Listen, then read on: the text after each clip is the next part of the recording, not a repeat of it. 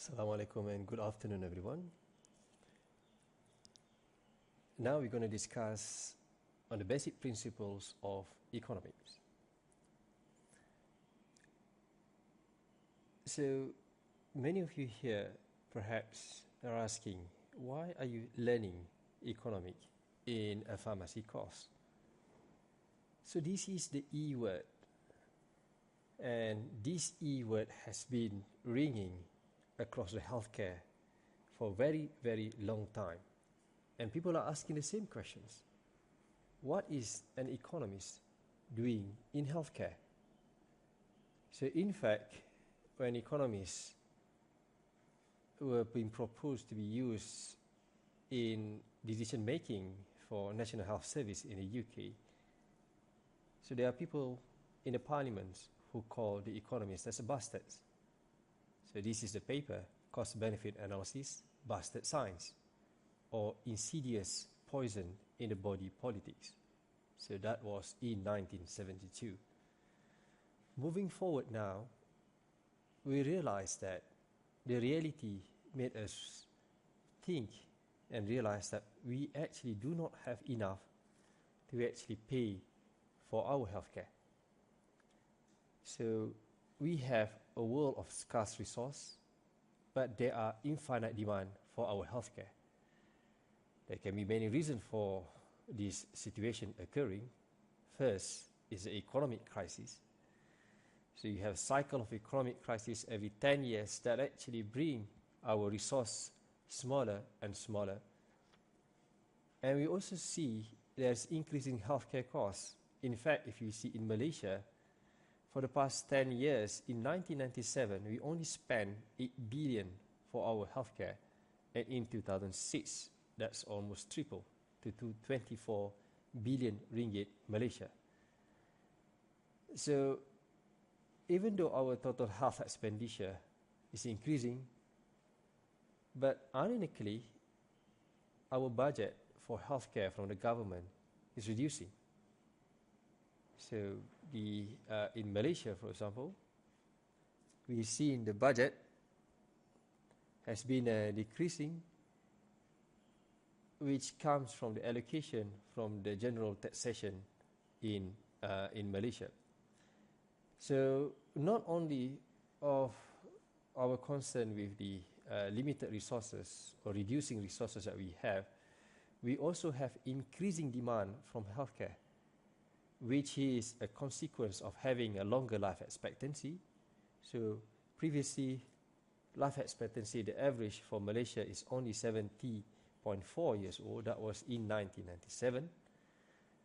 Now, moving forward to 2009, it's 73.29, and even longer now in 2018.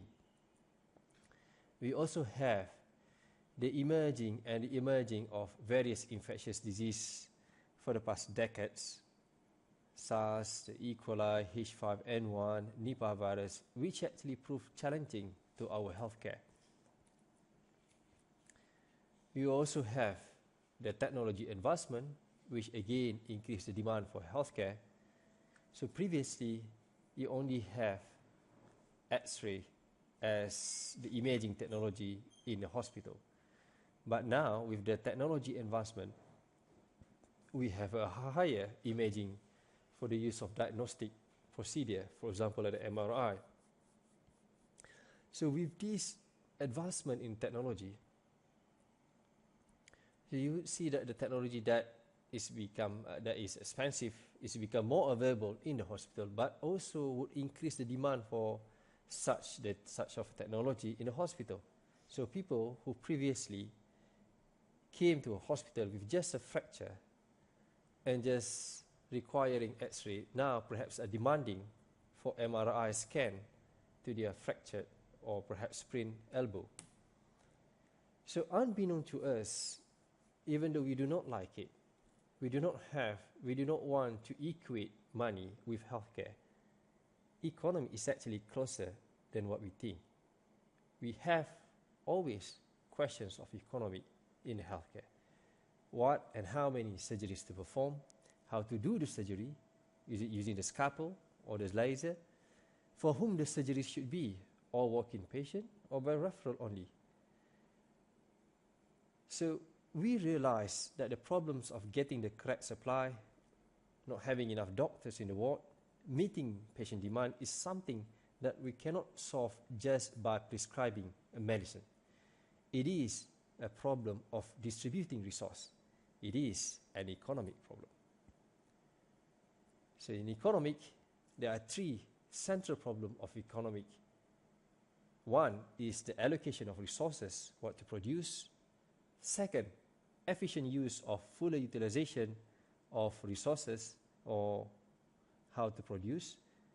And the third problem in economic is economic development or growth of resources, for whom to produce. So you see, this problem of economic is something that Adam Smith, the father of modern economics, said it actually can be solved through invisible hands. Consumer vote with their money to determine what is produced. If you do not buy Nokia handphone, for example, so that's why Nokia has stopped producing handphone. Business demands for inputs to meet the supply of labor and other factor market influence for whom goods are delivered. Business competitions to buy factors and sells goods determines how goods are produced.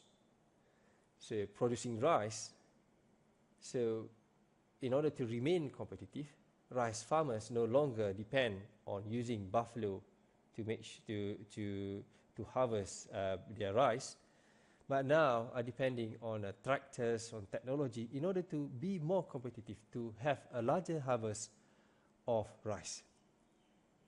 So you see, the idea of invisible hand by Adam Smith is that it is not from the benevolence of the butcher, the brewer, or the baker that we expect our dinner, but from their regard to their own interests.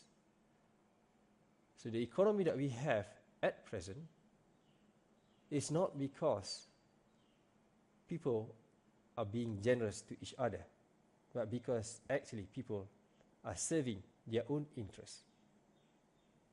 So the police are there doing their job because they were paid to do so, and the police want to receive the salary. So people who are selling the food in the cafe is not there because they want to actually serve you all food, nice food and nice drink, but because they want to get paid from selling the food and the drinks to you. And you are here listening to this boring lecture.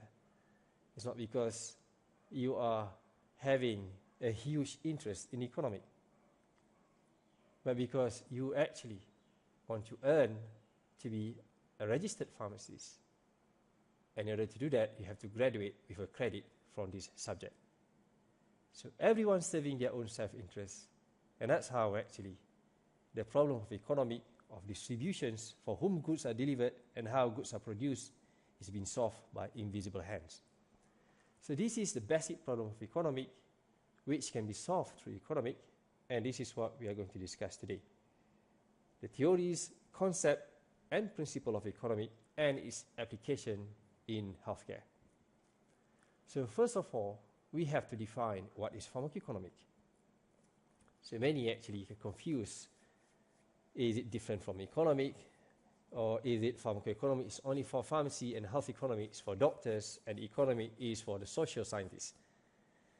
Well, economic is actually the father of the discipline. Health economic is a subset of economics, whereas pharmacoeconomic is a subset of health economics.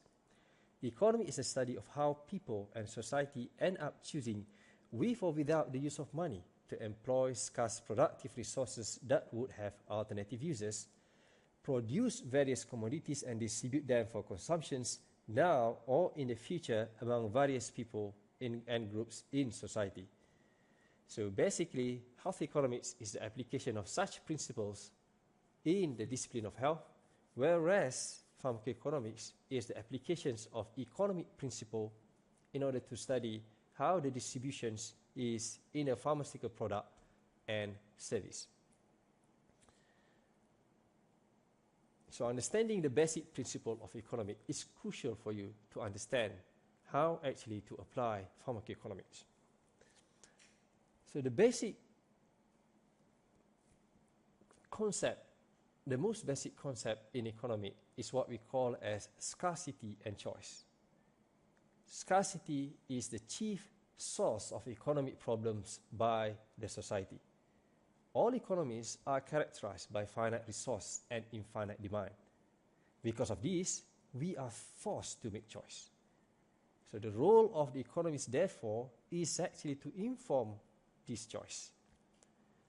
One of the ways for us to realize this scarcity and how it actually can inform, how it actually forces us to make choice, is by understanding what we call as society's technological possibilities.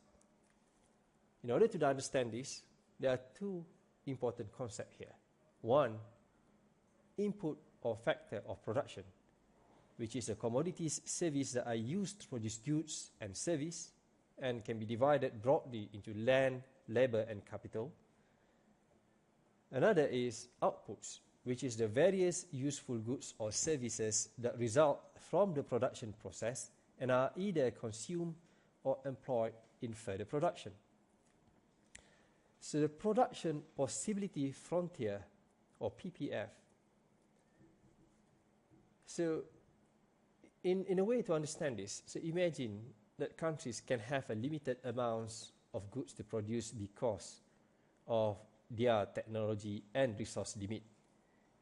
There is a need, therefore, to choose among this limited opportunity, which actually you can actually dramatize best during a wartime. So let's see, for example, in a wartime, a country can actually have to choose either to produce food or rice here or produce guns. So there can be many possibilities. One is that the country concentrate all their resources to produce guns only. So all their people, all the factories, all the money in the country are focusing only to produce 15,000 of guns. And this is possibility A. But at the other extreme, you can also have all these people, all this technology, all this money being used to only produce food, produce rice, produce 5 million kilograms of rice. And this is the possibility F. So, as you can see, scarce input and technology imply that the production of guns and rice are limited. As we go from A to F, we are actually transferring labor, machines, and land from the gun industry to rice, and can therefore increase rice production. So, because as you can see, in between possibility B, C, D, and E, you can actually reallocate your resources to produce this either output, the various ratio of rice and guns output. In a way, what you can do is that if you transfer this information into a graph, a scatter plot, so you can actually draw a curve similar to the one that you see on the screen, where if you put everyone producing rice, there will be zero production of guns, and if you put everyone producing 15,000 of guns, there will be no rice being produced in this case. So what you would see is that there are two extremes. We can make lots of foods but we be vulnerable to attack, but we can also be militarily strong but be very hungry. So what you have is that the curve that you see that being drawn on the screen is actually what we call as the PPF, which we have discussed just now, the production possibility frontiers, that shows the maximum amount of production that can be obtained by an economy, given its technological knowledge and quantity of inputs available.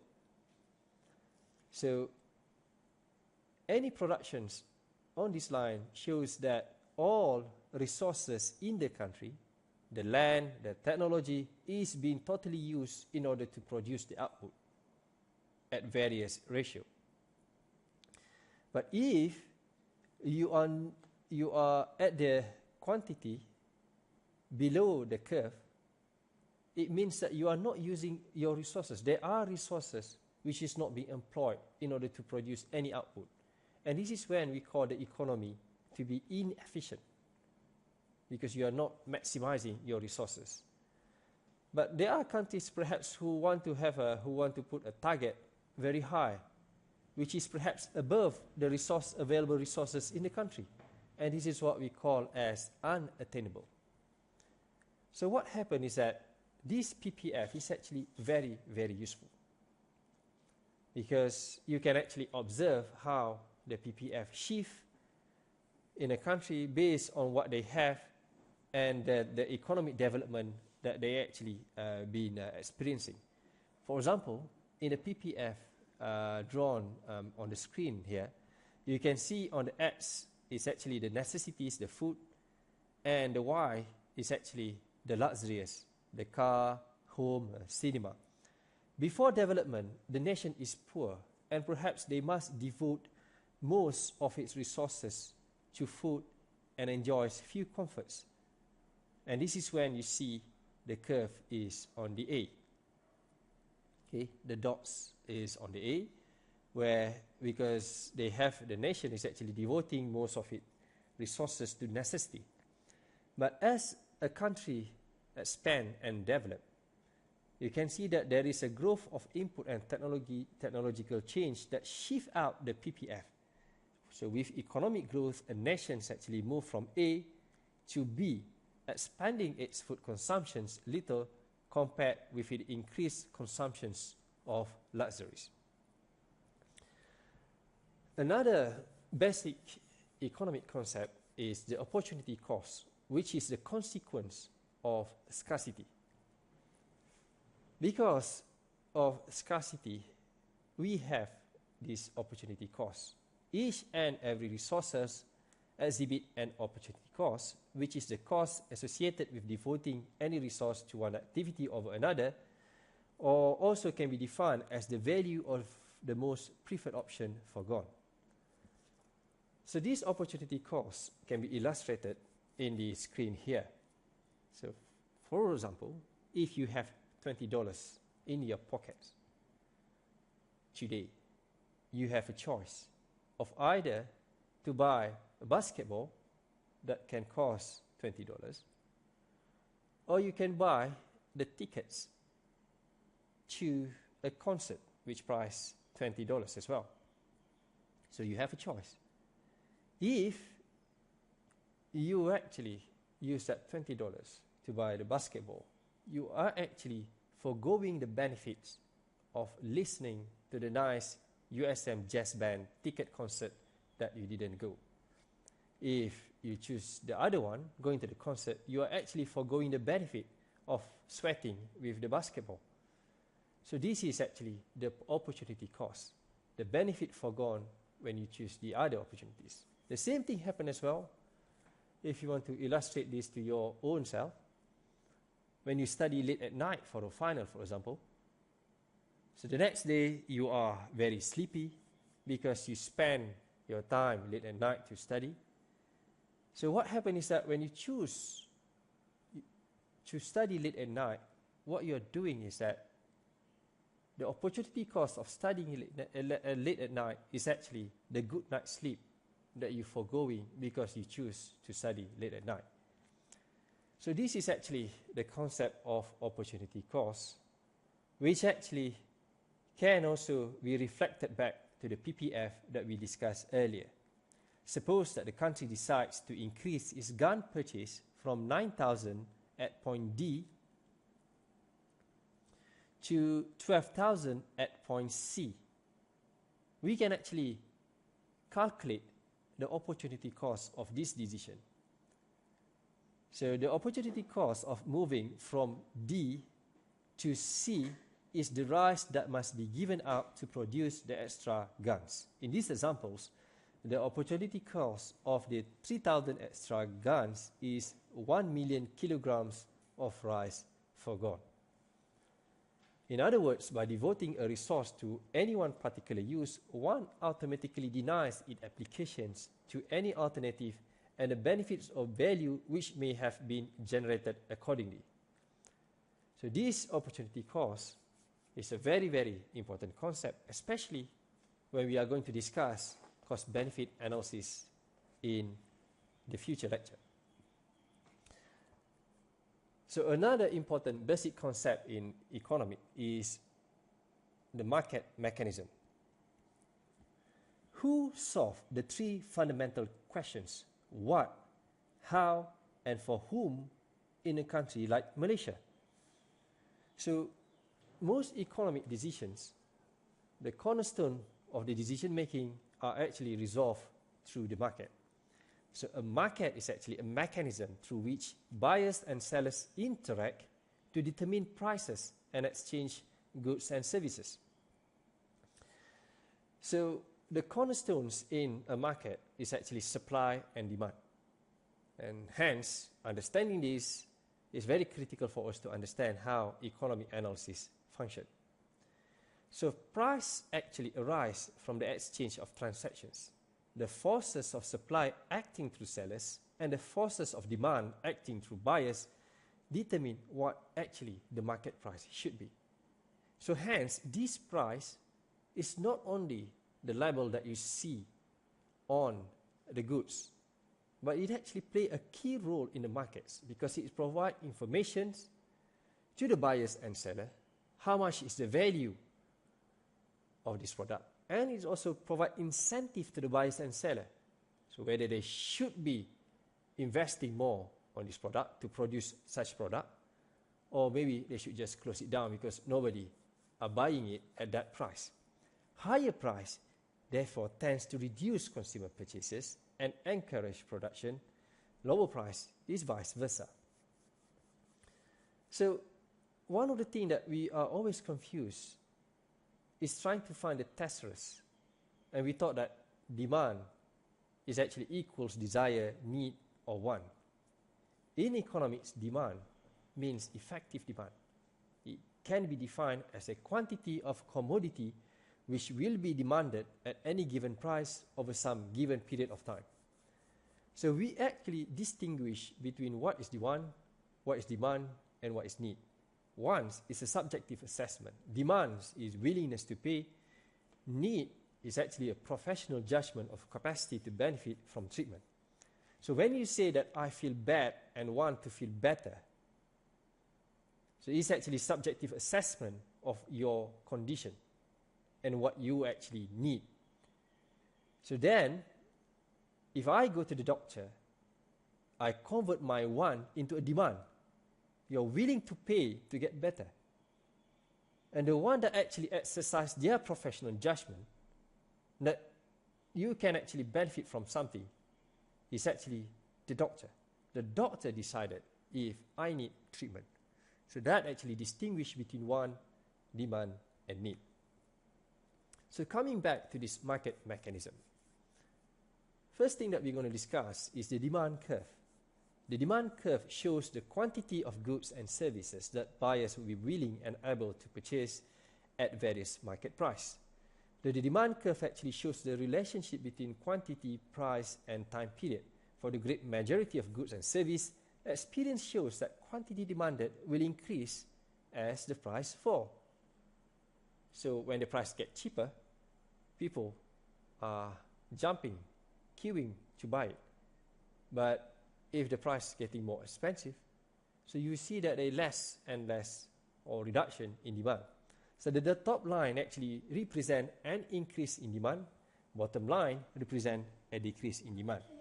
So that is actually how demand curves usually and would always look like. It would be sloping downwards from left to right. There are actually various factors that it can influence the demand. For example, change in income. So if you are paid more, salary, or perhaps, so now since you are perhaps in the middle of the in the middle of the semester, so you have perhaps a very low income now, so you are surviving by just Maggie. So let's say that the government say that, okay, we are going to have we're going to give all the pharmacy students 5,000 tomorrow. So there will be a huge increase in income. So suddenly tomorrow everyone will be queuing to the Pizza Hut, drinking at Starbucks in the afternoons, and then just requesting the Uber or the Grab to send their favorite pizza to their door. So there will be a change in demand. Change in price of other goods can also influence demand. For example, change in the price of petrol. If suddenly the price of petrol being slashed from now, how much was it? 2 ringgit 50 cent. So let's say it's 2 ringgit 50 cent. So they slashed to only 25 cent per liter. So the next day you will find that there's a huge increase in cost. So people are no longer looking or saving, perhaps still using their 20 years old car or grandfather's car to go to the lecture, but they might buy their own car because they know that the price of petrol now is getting cheaper. Change in taste and fashion. So that is another factors that can influence demand. And this actually you can see, especially for fashion, that ladies' fashion that change very rapidly.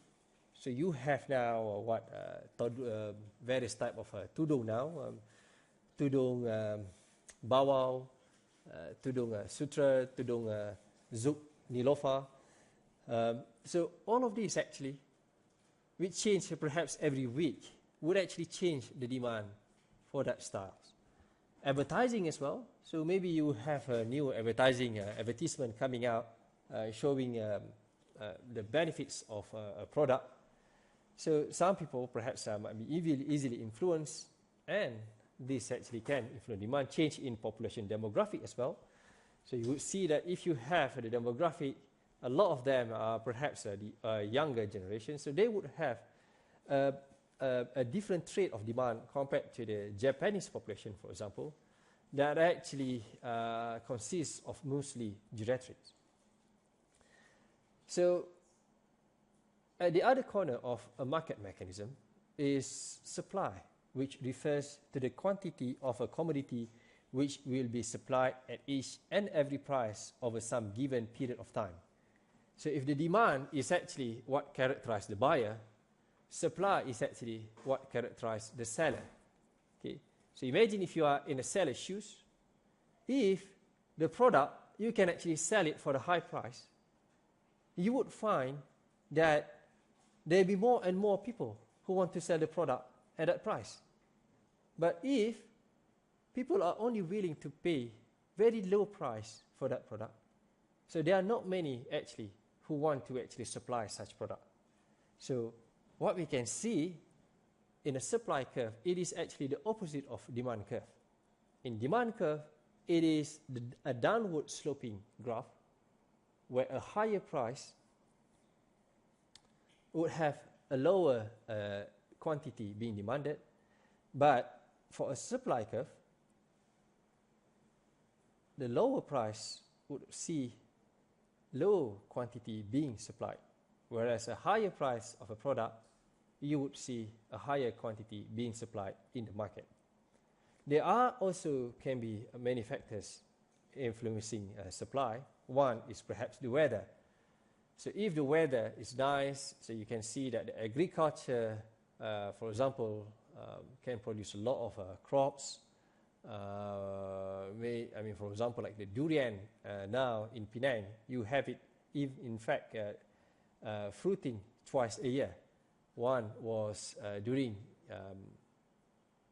June last year, and now what we have is that another durian season is now in March in Balik Pulau.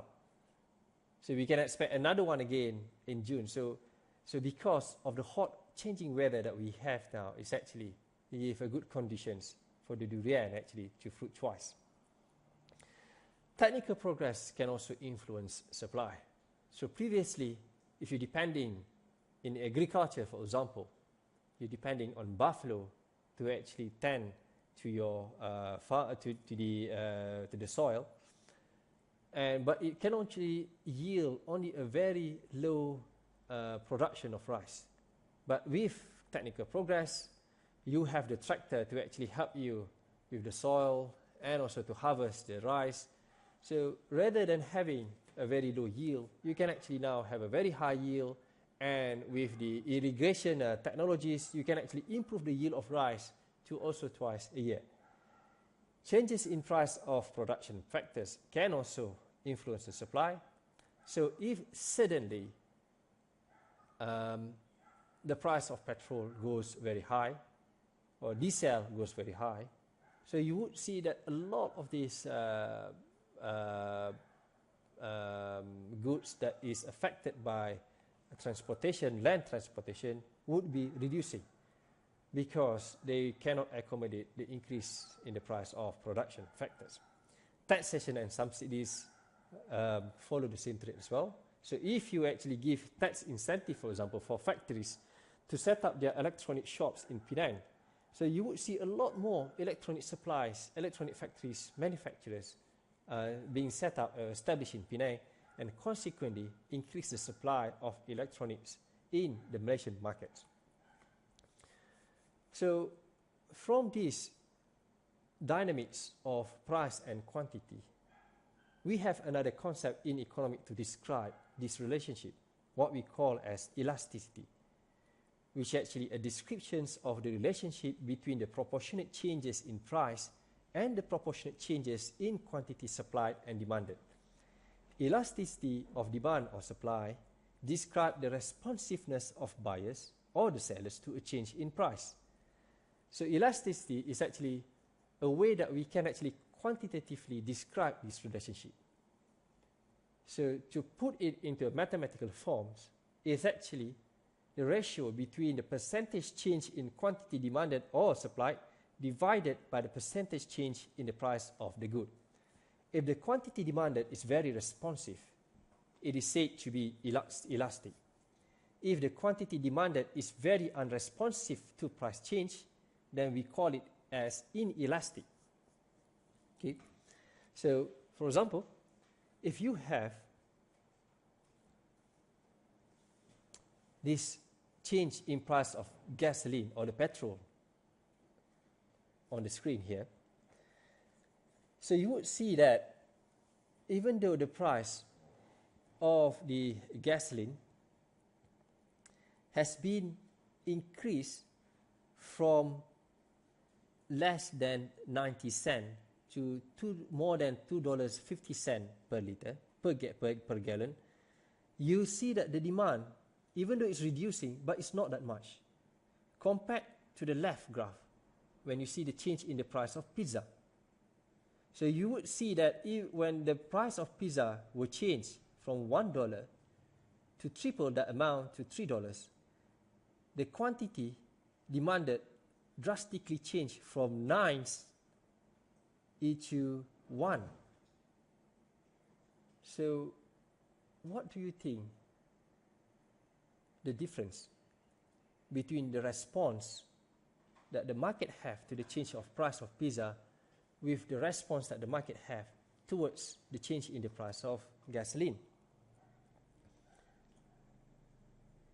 Oh, did I hear you say something there? Yes, it's the substitution. With petrol, you do not have alternative. So even though the government might want to increase the price to perhaps 10 times that amount or even 20 times that amount, but because there is no other alternative to petrol, and perhaps because the public transport in Malaysia is so bad, so you do not have any other alternative instead of using the petrol for your car. So even though there's a huge change in price, people still need to absorb. But if you have such change, tremendous change in the price of goods that can be substituted, for example, like pizza. So if you see that the price of pizza is too expensive, so people can move to something else. So maybe instead of eating pizza, You might go to McDonald's or Burger King or KFC or perhaps just nasi lemak Cafe Harapan. So the change in such goods actually will change the way that we actually demand. And that's why you would see that one good is in elastic, another one is elastic. So elastic goods such as restaurant meals, movie tickets, and luxury items usually follow the law of demand, and we will see a drop in quantity demanded when price rise. In elastic, the value can be from 0 to -1, whereas for elastic, the value can be from minus to infinity. Supply is elastic if producers respond strongly to price changes by drastically changing the quantity they supply, or inelastic if it responds weakly. Market equilibrium occurs when the demand equals the supply. So you can see here, if you draw the demand curve and the supply curve on the same graph, you will see that they actually cross each other. The intersection between them is actually the equilibrium state, a state of steadiness, where there is no tendency to change and where there is demand equals to the supply. Surplus occurs when the quantity supplied exceeds the quantity being demanded. Deficit in the market occurs when the quantity demanded is more than the quantity being supplied. By matching sellers and buyers, supply and demand, a market economy simultaneously solves the three problems of what, how, and for whom.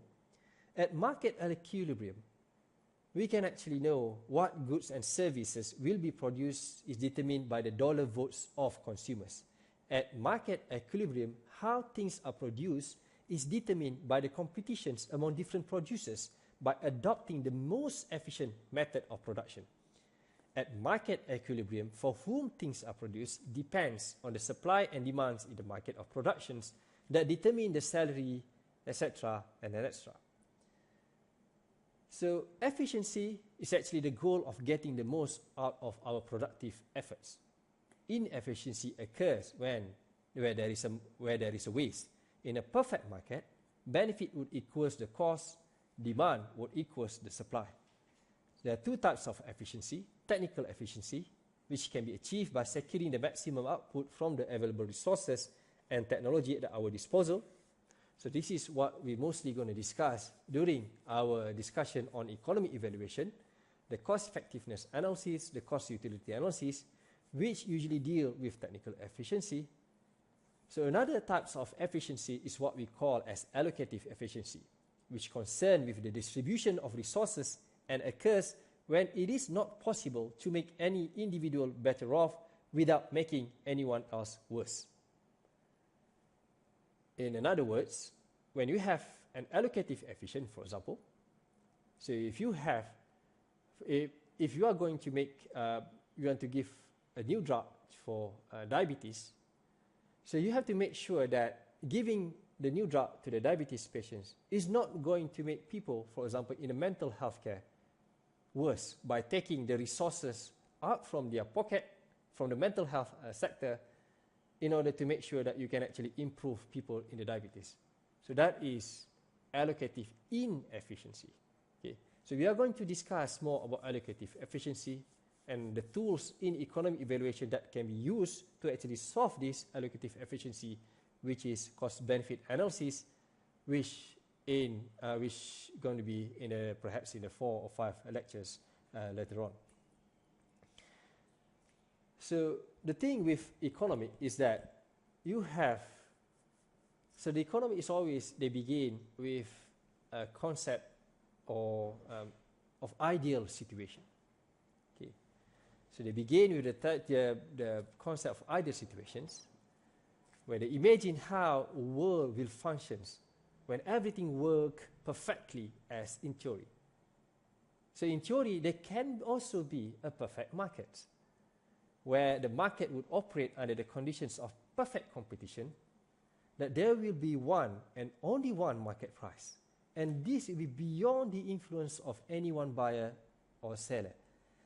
These conditions can only be satisfied in the markets which exhibit this characteristic. Number one, the product is homogeneous. One product is exactly like another. If you have ikan selah kuning, the ikan selah kuning which is being sold by the seller A will look exactly the same like what being sold by seller B. It's the same ikan selah kuning. Homogeneous product. Number two, there can be many buyers and sellers so that none could influence market price. So you would have many buyers who actually will look around and find the product that best fit their purpose, and there can be many sellers selling the same product as well. Perfect information among buyers and sellers. The buyers know that they want ikan selah kuning. They know exactly how ikan selah kuning looks like. And the sellers know actually that the buyers want to buy ikan selah kuning. And the sellers also know that they want and they sell how to sell ikan selah kuning. So there is a perfect information between the buyers and sellers of what the product is. There are also no barriers of entry or exit to or from the markets. Anybody can walk in to the fish market to buy the fish. Anybody can also walk into the fish market to sell the fish, to set up the stall, provided you get the proper license. And voila, you can sell the ikan selah kuning. No barriers. So in a perfect market, supply and demand interactions would actually produce the equilibrium price, the E at the intersections of the demand and supply curve. And this equilibrium price, the PA here, it would actually benefit both supplier and the buyer. This is imperfect. This is if there is a perfect market. But healthcare is a peculiar market. It is not a perfect market. Number one, because there is information asymmetry. So the patient do not know what happens to them. You only know that you got the red dots on your face. So you go and see the doctor so that the doctor can diagnose it's actually a pimple. So you feel that your heart is fluttering, beating very hard. So you're asking yourself, is it because of the beautiful girl next to you? Or is it something wrong with your heart? You never know. So you go to see the doctor because the doctor would actually know what you need for your health. So there is information asymmetry there. There is also muted interest in profit maximizations. So because there is a large interest by the public on healthcare. So in healthcare, the sellers actually, they found that if they try to increase the price too much, so there can be a possible intervention from the government to reduce or put a limit to the price of the medicine. And this is what happens in healthcare as well. There is also restricted entry to the markets. So not anybody can produce medicine. You cannot just walk in there with your pagoda and your pelikat and say that, okay, I want to sell medicine. I want to make the medicine just from my kitchen. You can't do that. Because in healthcare markets, in order to produce a medicine, you need the certificate of good manufacturing practice. You have to make sure that you have a capital large enough to have a factory that fit into the specifications of this GMP. You have to be properly licensed, you have to be properly accredited, and then you can actually only enter the market. So there is a huge capital and training restrictions to the healthcare market. There is also absence of money price. So usually the payment do not come straight out of pockets. In healthcare market, for example, if you go to the government hospitals, so usually the transactions, you do not pay for the healthcare just like that. Like you pay for your instant noodles or you pay for your nasi lemak in a harapan. What you did was, you just go there, you just pay a nominal fee for your registration, And then all the healthcare is actually being funded not directly from what you pay, but actually indirectly through the taxation, from the general taxation from the government. So there is actually absence of money price. So compare that to the perfect market, where the buyers and the sellers are actually communicating with the signal of price. So the buyers would say that, okay, this is tending it. I only want to buy this only for tending it. I'm not going to pay more than this. And the sellers would actually, at the other corner, would say that, well, I'm not going to sell you if you are going to pay less than 10 ringgit. So in a perfect market, there's usually a bargain process where we can actually settle down to a price that can be best agreed by the buyers and the sellers. But it's not happening in the healthcare market. And there is also an imperfect agency relationship in the healthcare markets, where the buyers of healthcare, which is us here, so we actually delegate the responsibility to buy the healthcare to the doctors. We actually go to the doctors and tell the doctors, we are sick, so do everything that you can to save me. So the doctors actually, even though they are the supplier of healthcare, they are also at the same time act on our behalf to determine what do we need. So we are actually at the mercy of the doctors. So imagine if you are going in to buy a car. You go to the car shop and tell the car seller and say that you just help me to get me a car, any car. So you just give him the money, or you just say that I can pay anything. So definitely you'll be slaughtered, because the sellers then would try to do their best to make sure that they maximize their profit, and try to also acted innocence to say that they are actually pretending to act on your behalf. So in the healthcare markets, it's the same thing as well.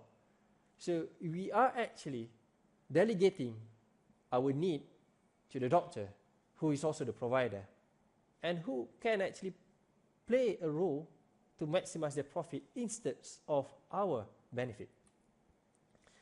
So this is why the dispensing separation is very critical. Okay? Because coming back to this imperfect agency relationship, where the buyer appoint the doctor, who is also a dispensing doctor, to act not only as an agent or their agent, but also as a seller. So the dispensing doctor is actually acting as agents to consumers who lack the proper knowledge of the product and can actually influence the demand of the healthcare.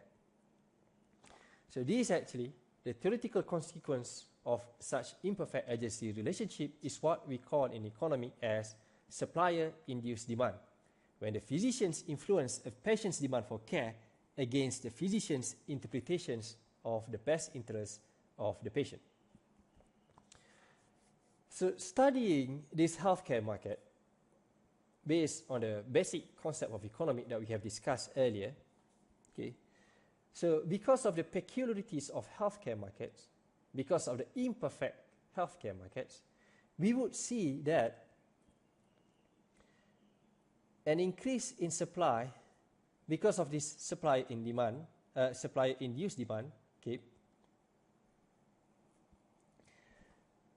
so we would see that the quantity would increase from A to D without decrease in price, or potentially increase to price D. Okay. So what you would see is that there are a lot of such empirical evidence of supply-induced demand happening in the healthcare market, which can be found in the work of Victor Fox in 1978 and Richardson in 1981. So that's all the discussions about the basic economic principles today. And I hope that you would enjoy the discussions, and perhaps we'll be looking at the end of the slides here for further reference to our discussion today if you are interested for more in-depth reading on the concept. With that, thank you.